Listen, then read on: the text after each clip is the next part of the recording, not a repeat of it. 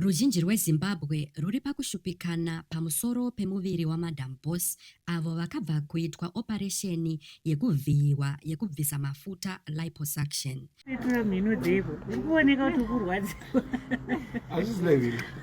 Pano panonzi Pano, channel yenyu yemazuva ose yezvinyaya-nyaya zvinonakidza zvemumastreets epasocial media. Kana iri first time yako kuva pano, ndapota bayai apo pakanzi subscribe mobva malaika nekushare video rino. Izvi zvinobatsira kuti video rino risvike kure.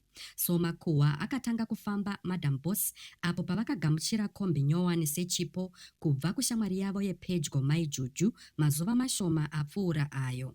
So during the handover ceremony, sharp-eyed fans couldn't help but notice something very unusual. She appeared very uncomfortable. She was struggling to stand straight. Vanga vasingakwanise kutomira zvakanaka, vaitoita zvekumira vakabatirira. And in some of her recent photos, she looks much slimmer than usual. So mubvunzo mukuru uri pamiromo yevanhu vese ndewekuti, is Madam Boss okay? You know what they say, pretty hurts. But fans are now wondering if she may have overdone it in the name of beauty. Vamwe vakomenta paposti yaMadam Boss vanyora kuti, izvi hazvisi kuita mami, maoko asara ari madhafu man'ube, hazvisi kuchapindirana nemutumbi wenyu. Mumwewo ndiye anyora kuti, improper fraction pamaoko nemuviri apa, zvakare hamuchina dako sisi.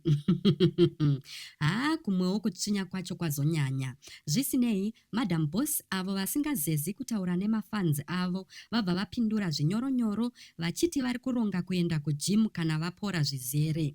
Vataurawo kuti pfungwa dzavo pari zvino dziri pana sekuru Gudo, hanzvadzi yavo, avo vari kurwara zvakaipisisa uye vari kurapwa muchipatara. Oh shem, get well soon sekuru. So vanhu vakawanda vave kunetsekana vachibvunzana kumapeji kwavo kuti saka zvino zvazvadai Madam Boss vachabudirira here kuita bhodhi seyaBeyonce sezvavari kuda kuita, kana kuti dzichangovawo nhoroondo samai Titi avo vakambozama kuitwa butt lift only to come back with dololo results. Muri yeZimbabwe munoionawo sei iyi? Do you think Madam Boss will achieve that snatched look she's going for, or is this another case of beauty gone too far? Ngatisanganei comment section.